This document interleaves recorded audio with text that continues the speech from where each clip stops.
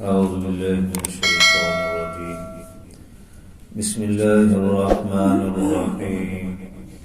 قل أعوذ برب الفلق من شر ما خلق ومن شر غاسق إذا وقب ومن شر النفاثات في العقد ومن شر حاسد إذا حسد. صدق الله العظيم. سورۃ الفلق مدنی سورت ہے. شاذ قول ہے کہ مکی ہے، لیکن زیادہ تر مفسر یہی کہ یہ ان کے شان نزول سے بھی یہی ظاہر ہو رہا ہے کہ یہ مدنی سورت ہے.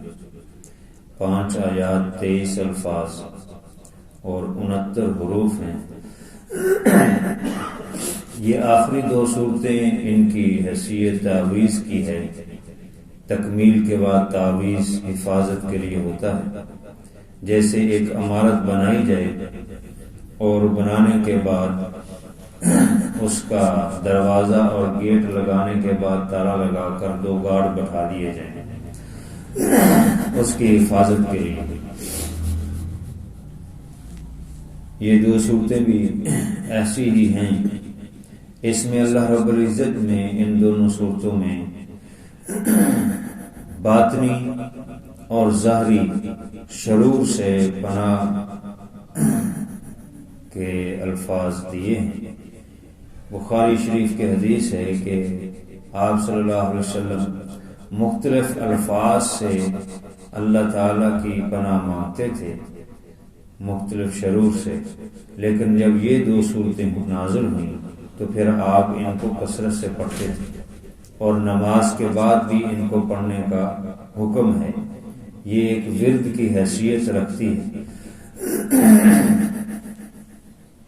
اور فرمایا کہ یہ 2 صورتیں اس میں جو یہ دونوں معوذتین کہلاتی ہیں، جن میں شرور سے پناہ مانگا گیا ہے، ایسی الفاظ ایسے کلام ان 2 صورتوں میں جو دی گئی ہیں وہ کسی بھی صحیفے میں نہیں ہے. یعنی نہ تورات میں، نہ انجیل میں، نہ زبور میں، نہ قرآن میں.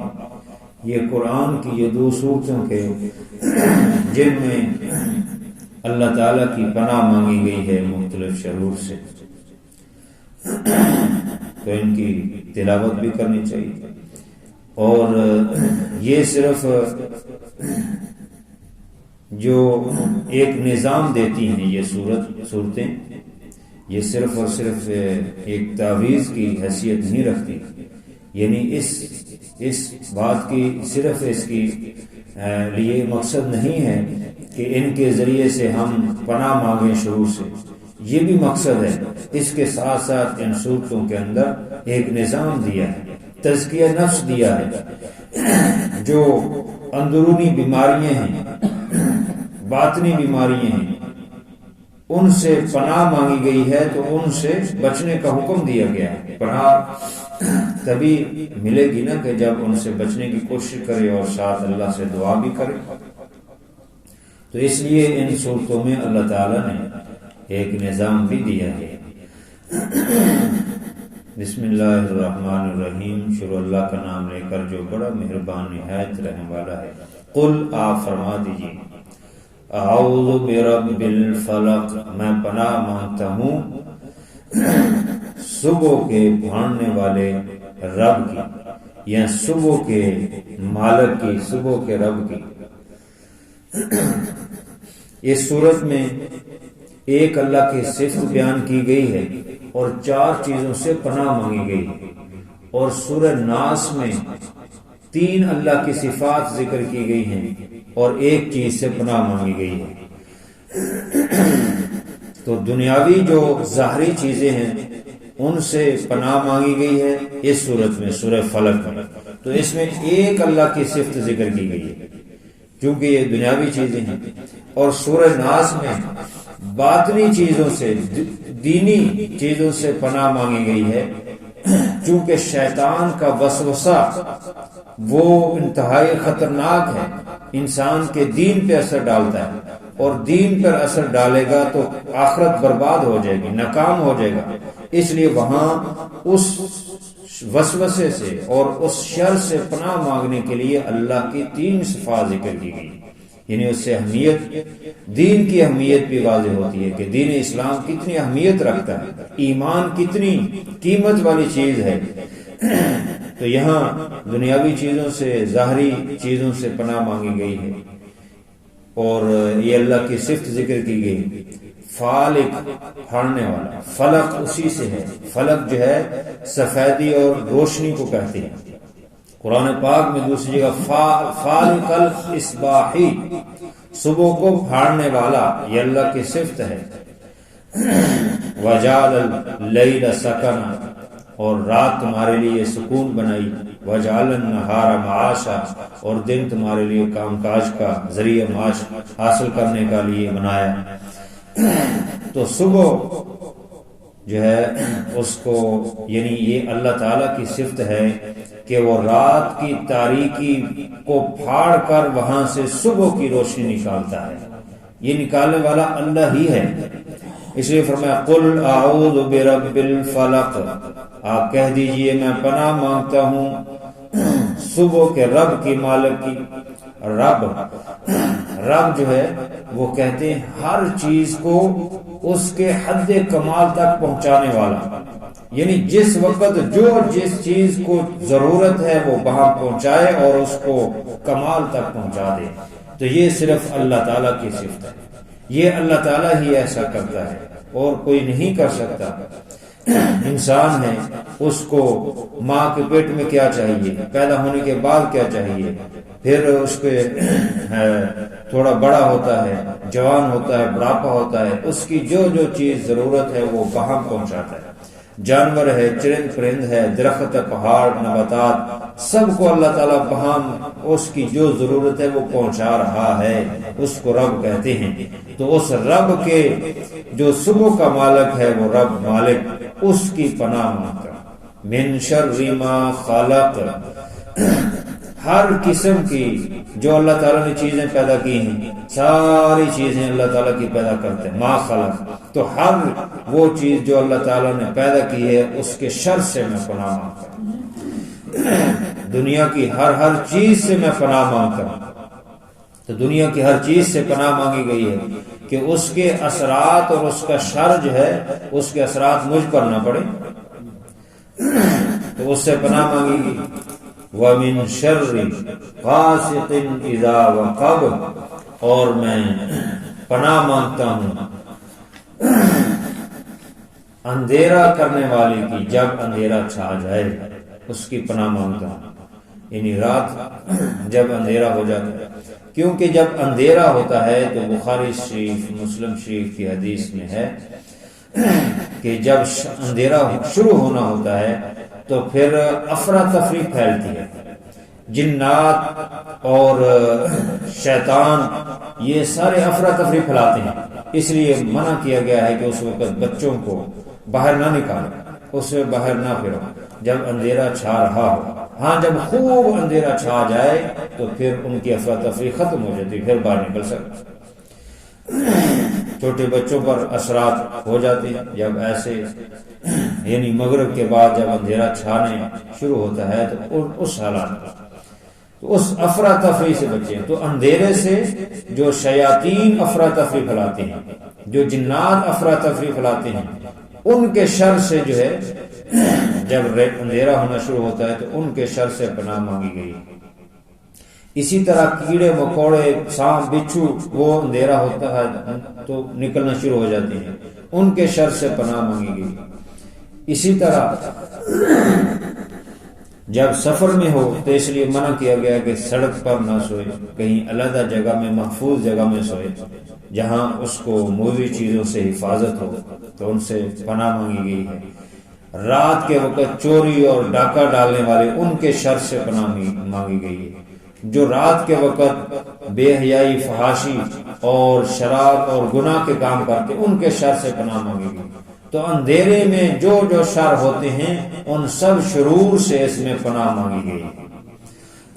وَمِن شَرِّ النَّفَّاثَاتِ فِي الْعُقَدِ، اور پناہ مانگتا ہوں میں، جو اعوذ ہے اس کے ساتھ ان سارے کا عطف ہو رہا ہے، واو شروع میں آ رہا ہے ساری آیتوں میں، تو ان سب کا عطف اس پر ہو رہا ہے، تو ساتھ یہ ہے کہ میں پناہ مانگتا ہوں پھونکنے والوں کی، گروہ میں عقد جو ہے، عقد کہتے ہیں گرہ کو، تو گروہ میں، گانٹوں میں، گروہ میں پھونکنے والوں کی شر سے، پھونکنے والی یہ نفاسات مونس کا صیغہ ہے، تو جادو کرتی ہیں، وہ بعض عورتیں بھی جادوگر ہوتی ہیں، بڑی ماہر ہوتی ہیں جادو میں، تو جادو کے لیے وہ پڑھ کر جو الٹے سیدھے الفاظ وہ پھونکتے ہیں، گرے لگاتی ہیں، تو ان سے پناہ مانگی گئی ہے۔ خود آپ صلی اللہ علیہ وسلم پر ایسے ہی عاصم بن لبید اور اس کی بیٹیاں انہوں نے مل کر جو ہے جادو کیا آپ صلی اللہ علیہ وسلم پر،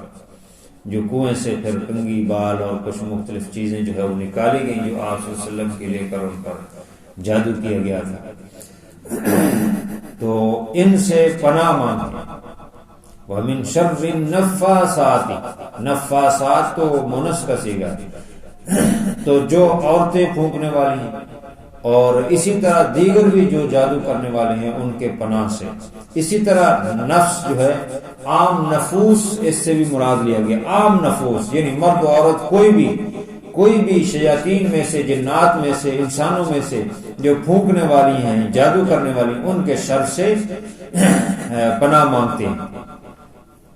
اور